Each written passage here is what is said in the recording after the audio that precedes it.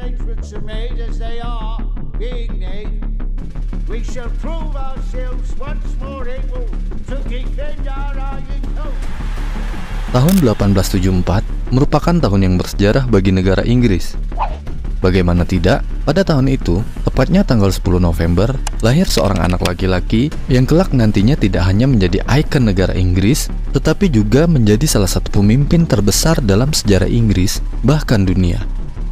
Winston Churchill, sir. Winston Churchill. Winston Churchill. Winston Churchill. Winston Churchill's. Winston Churchill. Winston Churchill. Winston Churchill. Winston Churchill. Winston Churchill.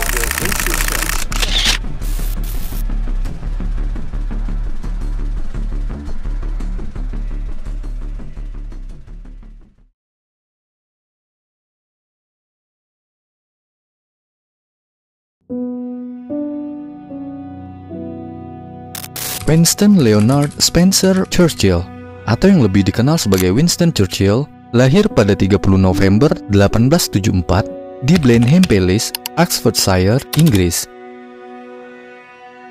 Ayahnya adalah Lord Randolph Churchill, salah satu keluarga bangsawan paling terkenal di Inggris, keturunan langsung dari Adipati Marlborough. Sedangkan ibunya, Jenny Jerome, adalah putri seorang jutawan Amerika, Leonard Jerome. Seperti anak laki-laki lainnya yang berasal dari kelas atas, pada masa itu, masa kecilnya kebanyakan dihabiskan di asrama sekolah. Churchill diterima masuk di Harrow School, salah satu sekolah terbaik di dunia yang berada di London. Namun, meskipun ia diterima masuk, ia ditempatkan di kelas untuk murid yang tidak berprestasi. Masa muda Churchill banyak dihabiskan di berbagai lokasi. Ia mulai menempuh pendidikan militer di Akademi Militer Kerajaan Sandhurst sebelum bergabung dengan Hussar, Ratu keempat di tahun 1895. Churchill kemudian dikirim ke Kuba, India, dan Sudan sebagai wartawan untuk mempelajari taktik-taktik perang. Pada tahun 1899, Churchill mencoba masuk politik dengan mencalonkan diri di Oldham, namun ia gagal. Ia kemudian pergi ke Afrika Selatan saat perang buruh meletus dan sempat ditawan, namun berhasil melarikan diri. Setelah kembali ke Inggris, Churchill terpilih sebagai anggota parlemen di tahun 1900 dan bergabung dengan Partai Liberal. Selama menjadi anggota parlemen, Churchill menduduki jabatan-jabatan penting seperti Presiden Dewan Perdagangan dan Menteri Dalam Negeri. Pada tahun 1911, ketika Partai Liberal mendapatkan masa jabatan di periode keduanya, Churchill diangkat sebagai penguasa Angkatan Laut Inggris. Namun, karir Churchill di Angkatan Laut kurang bersinar. Pada masa Perang Dunia Pertama, Churchill mengusulkan untuk meluncurkan serangan laut besar-besaran terhadap Selat Gallipoli, pintu masuk ke Bosporus di Istanbul, untuk melemahkan Kekaisaran Utsmani, sekutu Jerman.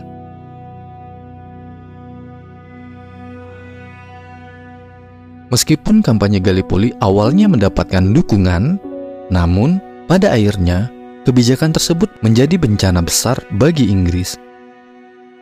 Serangan tersebut memakan korban yang sangat besar, lebih dari 50.000 korban jiwa dan 1/4 juta korban luka dan cacat.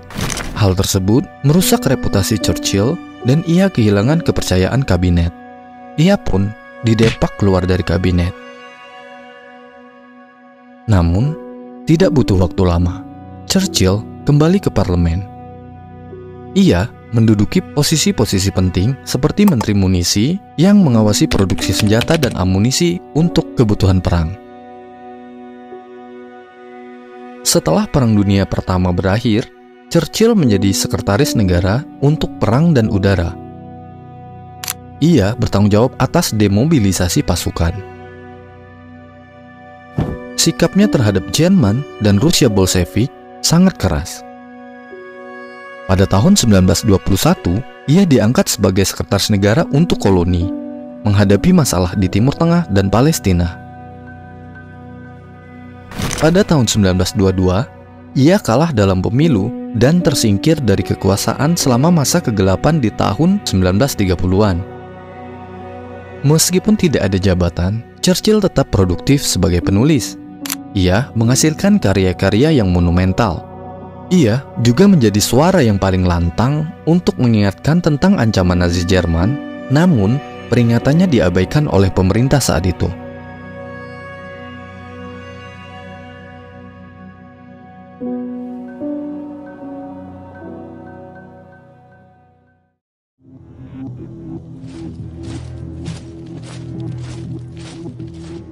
Pada akhir 1930-an, Jerman Nazi semakin gencar mewujudkan ambisinya untuk memperkuat ekonomi dan militer negaranya, serta memulai Perang Eropa Baru untuk membalas rasa dipermalukannya akibat Perang Dunia Pertama. Meskipun Churchill terus-menerus menjadi kritikus kebijakan appeasement pemerintah Inggris terhadap Hitler, sedikit yang mau mendengarkan peringatannya.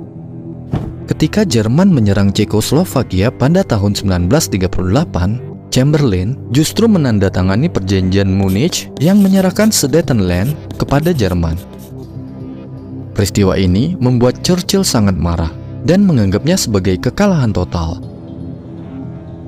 Prediksi Churchill terbukti benar ketika Jerman melanggar perjanjian tersebut dan menduduki sisa wilayah Cekoslovakia pada tahun 1939. Perang Dunia Kedua tak terelakkan.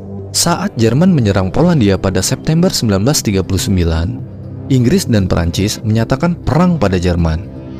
Chamberlain kemudian mengangkat Churchill sebagai Perdana Menteri baru. Di bawah kepemimpinan Churchill, Inggris bertahan melawan tekanan Jerman meski menghadapi berbagai tantangan seperti Pertempuran Atlantik, Pertempuran Inggris, dan Blitzkrieg Jerman.